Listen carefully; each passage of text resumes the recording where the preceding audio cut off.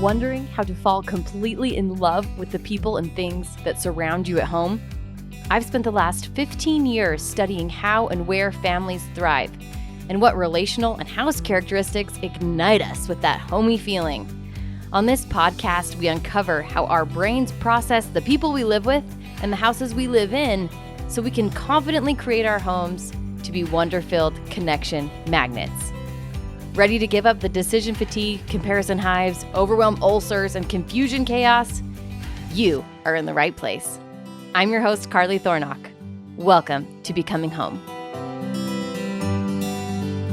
What's up, homies? I'm so glad that you're here today. And today, I have Anita Yokota with me. Now, you might recognize her name because she's becoming a household name around these parts. The people, you people, we people who love families, who love our houses.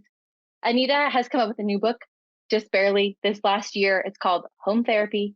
She is a marriage and family therapist herself who has turned to, I'm going to say what's the best word to say? To the Gentiles, to us who are outside of the sphere of officiality, who want to be in the trenches. She's here with us.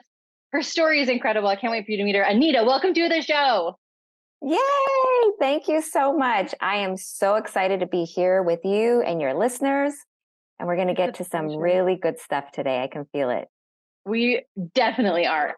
The first good things to talk about is that you have 3 daughters. I have 3 sons. Yes. We can compare we're like notes. opposite day. Yes. I feel like my 3 sons already today have already caught 5 bugs to show me. They have already neglected half of their wardrobe. And we have played with remote control cars and Transformers. How are things on your end today? Well, so I've got the opposite, but really 2 sides of the same coin. So we, in the morning, went to the dentist, which was really fun. But my oldest can drive. So she drove herself to water polo practice. My second and third are home, probably on devices right now because I told them to be quiet. But, with them, Amen. it's, can we go to Sephora and go look at lip gloss for the summer look, and then my 9-year-old, it's very special. She's a theater kid. She's in a musical theater, Joseph and the Amazing Technicolor Dreamcoat. And so she, her performances are late at night but it's exciting. So I've got a little musical kid as well. But all in all, really great and busy and adventurous. So much fun. Yeah, going to the dentist. That sounds so responsible. I just called the dentist and we have our appointments. I feel like you saying that we were just talking about how the universe puts everything where we need it to be. I'm like, yes, we are doing the dentist. And Anita does the dentist. It's another reason I like you. Okay, so you started out in marriage and family therapy. You said you were making home visits. You were doing all the things. And then what happened? Why all of a sudden were you like, change direction? You know how when people say, oh, it looks like overnight, this is kind of different, but like say we see our favorite sports person or musician or celebrity or actor, actress, it seems like overnight, like Pedro Pascal, like overnight he was like, but really it's been years and years and years in the making of where they're at in their point of life, current times. So for me, the pivot from marriage and family therapy to interior design really was a culmination of life experience and then just making that one jump, that decision of, I'm not sure if I don't know if I have the emotional plate to do therapy in an office anymore or in the home visits, but man, how do I help people still? I'm a helper. I love to help in the community. And that's when I decided to pursue my passion, but also be in an industry that helps people feel. So, to me, interior design is not about just aesthetics and functionality, but it's how we want to feel at home. Yes, 100% yes. How do you feel like interiors, I'll call it the medium of the interior design as an artistic medium, how does that help people feel? What's the invitation that's most compelling to you? I think it's the research that has been shown time and time again of how our mind, our heart, and our soul and our actions. So, in cognitive behavior, we talk about our thoughts, our feelings and our actions, and it's in a loop. In my book, I talk about it as the positive home loop. And if we are intentional, like how you and your listeners share and discuss all the time, is if we have intentional thoughts about our kitchen space, our living room space, our bathroom, our thoughts will make new grooves in our brain, which is amazing. At any age, those grooves, we can develop new grooves, guys. There's hope. Get And groovy.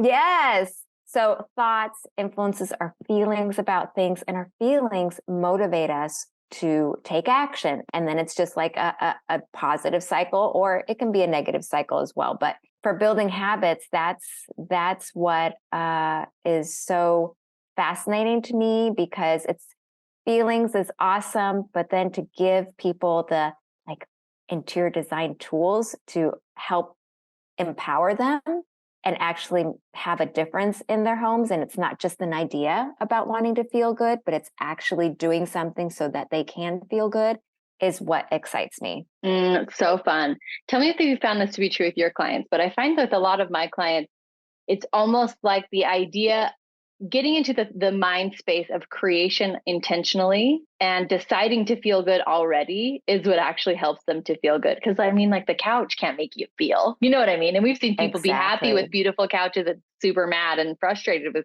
beautiful couches. But this idea, you said it beautifully, of taking this loop and really getting yourself into it in a place where you're in charge instead of feeling like the victim in the whirlpool. Super empowering. Absolutely. It's super, it's, everything is a lens. And I mean, of course, there's really frustrating limitations, like whether it's budget, even myself, I'm an interior designer, but we have 3 kids living in Orange County. It is expensive. And we pay a high price to have this lovely sunshine every day and by the beach and by the mountains. So there's always there's reality. There's reality of limitations and everything, but it's flipping the script and doing our best. So when I say flipping the script, I don't mean going from the crappy couch and then I'm going to lie to myself. I'm going to just force myself to love this couch. This No, couch is amazing. This couch. yeah, it doesn't work that way. It's really just being honest with ourselves first, and being okay with all the feelings we have, the good, the bad, and the ugly. Brene Brown talks about that shame factor and being vulnerable. That's so hard to do. I'm a therapist who's been in therapy for so much of my life, and it's still every day a decision.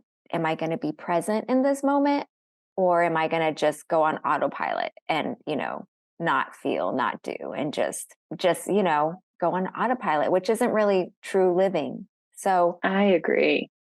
I agree, but sometimes it's so nice. Sometimes you just want to be like, I don't want to oh think anymore. I yes, just want to shut down. yes. But what you're saying and what I love so much, and is so much a part of the message that I want to scream from the rooftops, I feel like together we could just put on a little show together of like, be intentional, Yes, make decisions, really live your life. yes, So much of it is deciding that even though it hurts to feel and to live, especially your real life with not as much money as maybe you would like, or not the exact things that you have envisioned for yourself yet, or with kids who make tons of messes, or your oh, own humanity, which is just innately and beautifully imperfect. We just have so much at our fingertips to choose and play with, and we can choose. The choice becomes then between shame spiral or happiness and realness. yes. And baby steps towards that. So something that I'm very mindful to whomever's listening is, again, that black and white thinking. In therapy, we help clients all the time about cognitive distortions, where it's like, it's either all black or all white. And there's life is just pretty much in that gray area. So yes, choosing positive, we hear choose joy a lot, right? Sure. Sometimes we don't want to choose joy, or we kind of want to indulge those like victim feelings a little bit internally, and just acknowledging those things and taking the baby steps towards the big idea of, choosing a more positive narrative. It's where the empowerment lies is us just trying, just showing up. Like during the pandemic, I was training with my trainer over Zoom. And, there was a point where I was like canceling a lot and not showing up. And she goes, Anita, but then I complain about, well, but I really want my, like, my toned arms. Yeah. And she's like, just show up. Cause I'm like, it's so this, and I have kids, it's pandemic, I have no space in my house. And she's like, just show up. And so Mm. I really feel like something that will help all of us continue our journey of empowerment and staying positive and being grateful and all those wonderful things is giving us ourselves the grace to just take the baby steps. And it doesn't have to be, Rome wasn't built in one day. And I know that because I'm an Aries and I want to build everything in one day. So I struggle with it every moment, every day. I love that. Just show up, just take one step. Just one, And and then it can be see a where you baby are. step. It's like half a step to the step, like just being okay. Because I think as busy moms, we're managers of everything. We just have a lot of expectations on ourselves, and we're very outcome focused. We're very results driven. Because a part of being a manager are those things. But at the same time, we're human beings. And going back to that intentionality that you and I love so much, it's, what do I intend for today? And that's very different from what my goal is today. My intention is more of an attitude. It's more of a feeling. It's more of like how I want to be versus how I'm going to act and achieve that goal. So what have you built through that framework? You've built a lot of really cool things. What are you most proud of? Well, externally, so many DIYs in our home. We don't live in a huge, large home in Southern California. Property is very expensive. So we're in like those, it's master plan builder cookie cutter homes. On the smaller side for 5, I have to say for 3 busy kids, but it's all relative, right? So we've DIY'd so many things. Right now, we've cut out under the stairs to make a little pet and kid hideout, pet storage kid hideout. So it's keeping busy with building things with our hands and staying tactile. I think that makes us very present in life. And then internally, I start my day, and it's hard because you really do try to put your phone away, but I start my day with meditation. That is something very important to me.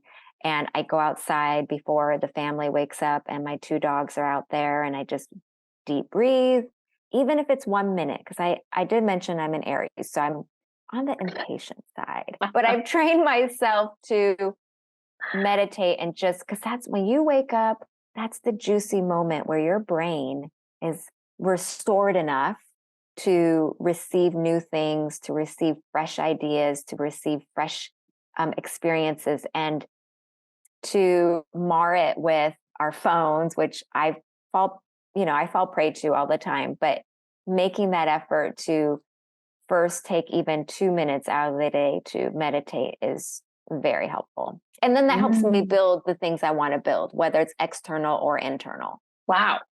Yes.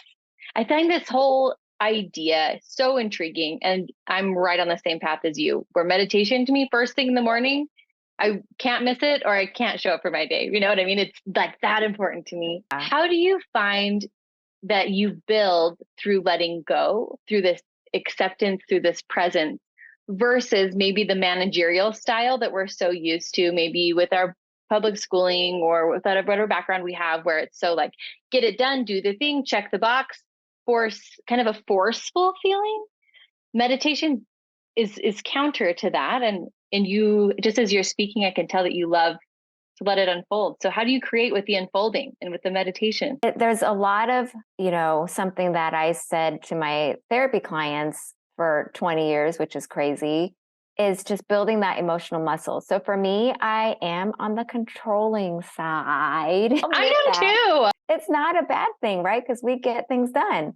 But I have really, it's a practice every day of letting go of that control, being very mindful, not critical of ourselves, but mindful of like, oh, you know what? I feel it again. And this is where your intuition comes in.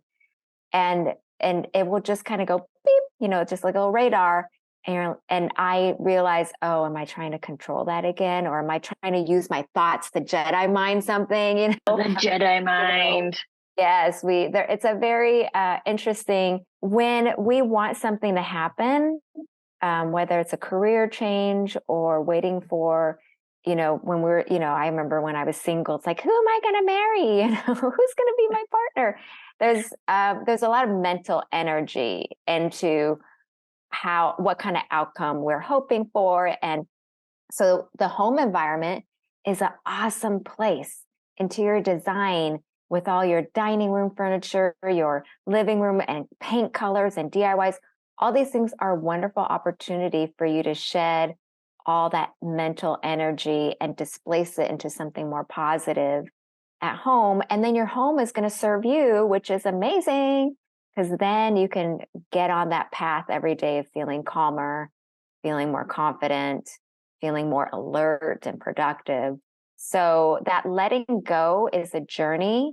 But I definitely feel like with our home environment, we can make it conducive for us to let go a little bit more each day. I hear lots of my moms talk about the home isn't somewhere where I feel like I can let go. I feel like whenever I walk into my home, I feel the silent to-do list encroaching upon me. I hear all the things yelling at me. Yes. And instead of this invitation to let go, they feel an invitation to stress out and to condense. Mm-hmm. What do you do with that? What would you say to these moms? Well, first of all, give yourself a big pat on the back as far as just getting to the place where you're at today in this moment as we're talking, as you're listening. I don't think we give ourselves enough credit at all for what we do every day in a day. So that's first thing is giving yourself gratitude, right?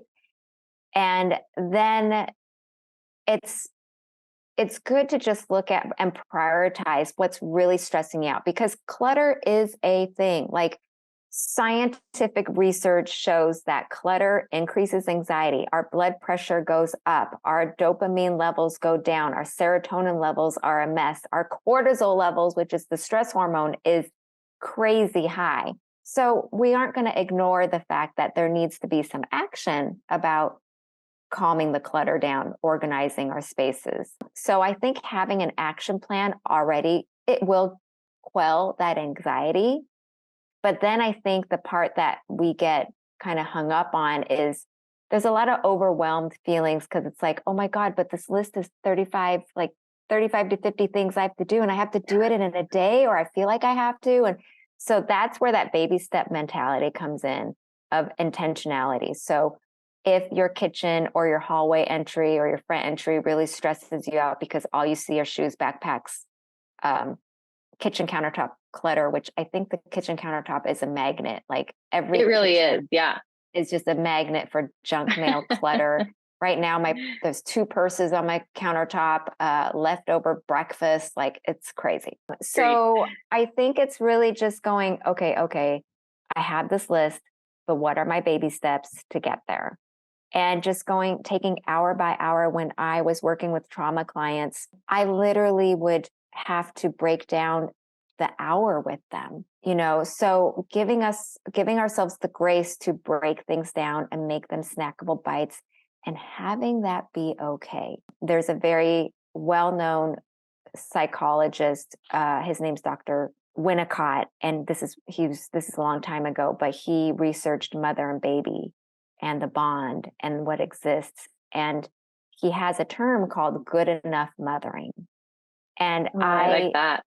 I share that with my audience and with whomever and through my book that we have to kind of self-parent ourselves again, right?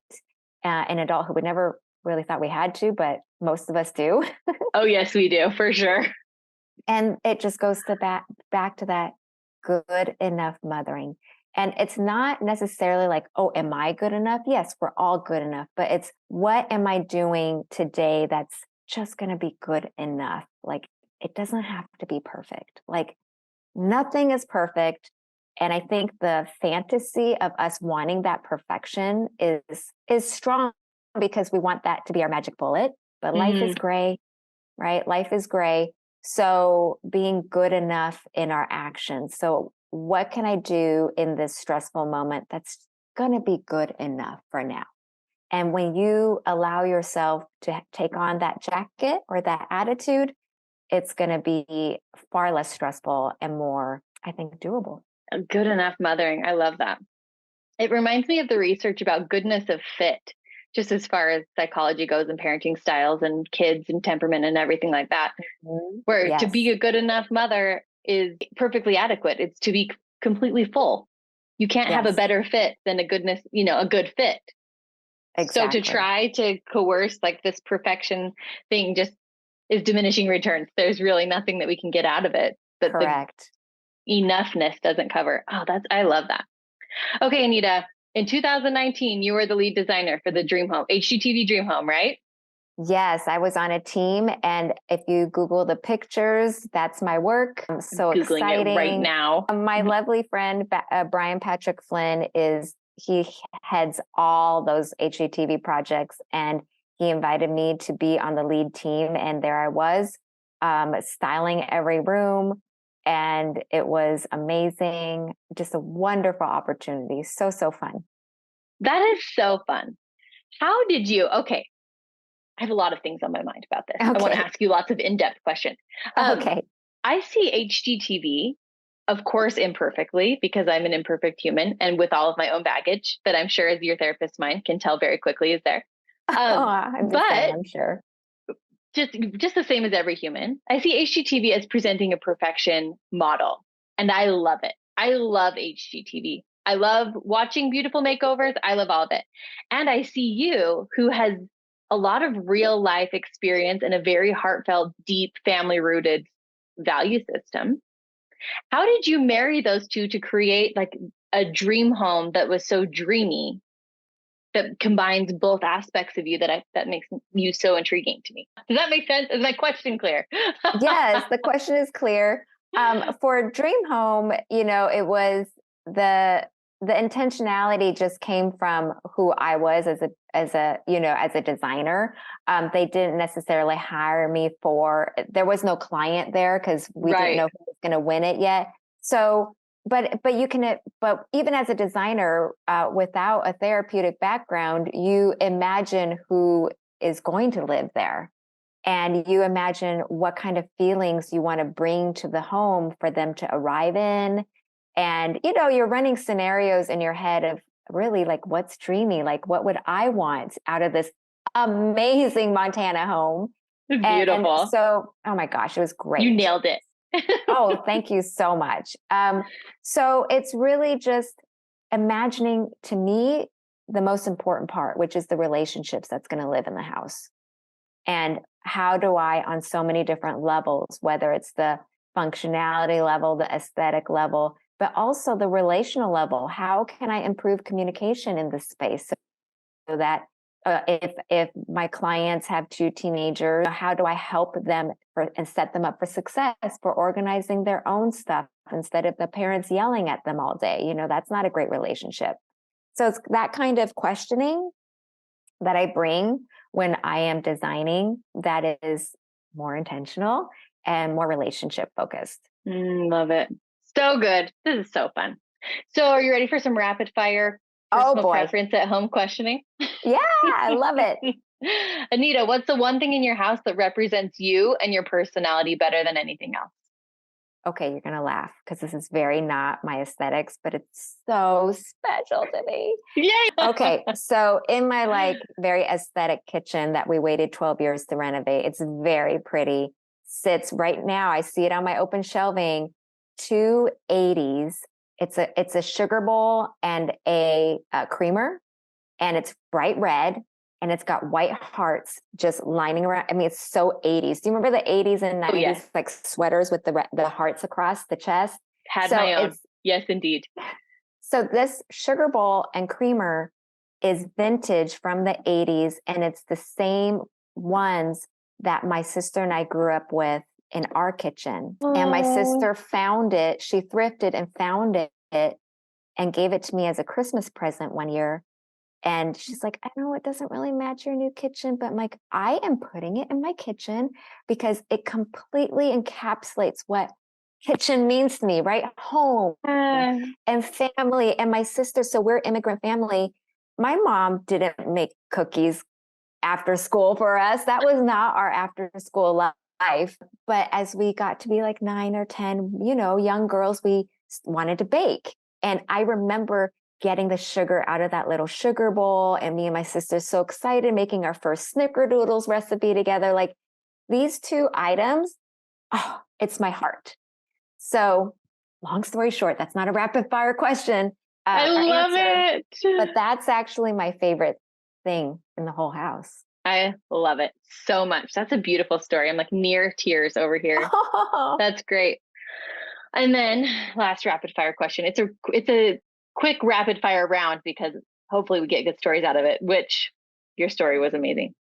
What's the weird one home thing that you do that's kind of quirky and kind of funny and that your husband or your kids or whoever comes over would be like, "Oh, Anita, she's always blankety blank," or don't cross this line or she'll get after you. I think the one thing that's really quirky about me, but I'm not sure if it's super different.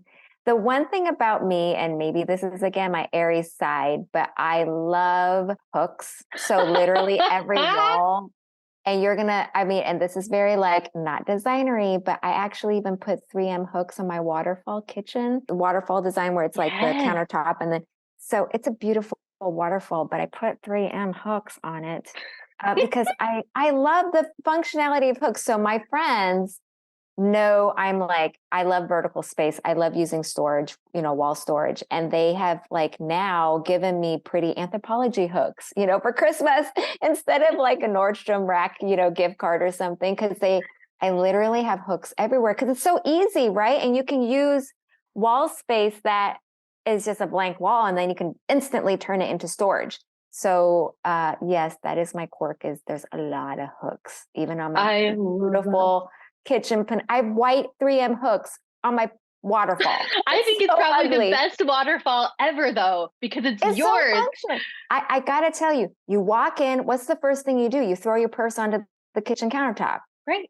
And it's always like, and we eat on the peninsula. So I'm like, I'm just gonna put a 3M hook there. It's so easy. You know what? If you can't use your waterfall counter, what good is a waterfall kitchen counter? You know what I'm saying? You gotta make it yours. So That's I'm amazing. quirky with hooks. That's so good. That's so good. All right. You guys, Anita is amazing. If you have not already been Googling as we've been talking, the 2019, I'm like 219, nope, 2000. We've made it past the 100. Yeah. Dream Home, go check it out. Go check out her work. Anita, what's your website? It's really easy. AnitaYokota.com. Let's spell it just for the people. Okay. AnitaYokota. Yes. Did I do it right? Yep. Okay. That sounds good. .com. Go check her out. See all the cool things that she's up to. And if I know that Instagram, Instagram is probably the most active as far as content. My website is too, but like everyday content that I get to share. Instagram and my handle there is Anita Yokota, easy. And Pinterest, I have lots of great pins. So if you guys are Pinterest fanatics, Pinterest is also a fun place to find me. Yeah, find Anita. Have you forayed into house? No. You mean house, like HOUZZ? Yeah. Yes. Any referrals by word of mouth and sometimes from Instagram that I'm not very active on house. I'm not either. I haven't really gotten into that. But like this week, I was like, maybe that's a thing. Maybe that would be a fun thing to do. So I wanted to know if you'd done it. Not so much, but I'm sure it is very helpful for people in the trade. It seems like very trade focused. Yeah, it does seem trade focused. You know where else Anita is, everybody? Anthropologie. Tell them, Anita. Yes, I am so excited. My book, Home Therapy, is in most Anthropologie stores and online. So check it out. Go get yourself an Anthro hook and the book Home Therapy and take it home with you in Anita's name and make yourself a fun little vignette. Your book, Home Therapy, we haven't touched on this. We just have to pause for a minute and talk about home therapy. What a great title, first of all. Amazing. What would you say the number one takeaway from your book would be? I know that it's a huge book full of amazing takeaways and it's impossible to probably narrow it down. But what's your heartfelt message from the book that you just want everyone to know? My biggest heartfelt message is, again, going back to your connection with yourself and others in your home. And that starts with you being authentic and honest and vulnerable with yourself. So, my biggest takeaway is ask yourself the question, what's my core desire? What is my core desire in this home? Dive into the colors and furniture. Can I find my true self in this home so that I can be and get on that journey of being my authentic self? Love it. You guys, Anita Yokota, thank you so much for being here. What a pleasure. Same, Carly. I'm so happy to be with you guys, and I hope you guys have a good day. Everybody go make a big mess.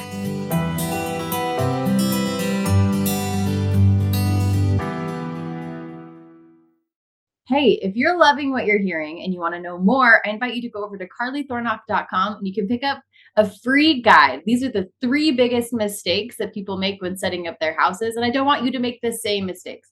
And of course, in true Carly fashion, you know it's going to be a lot less about the house and a lot more about your perspective about the house, but with some good housey tips thrown in. Go over to carlythornock.com and you can pick up that today.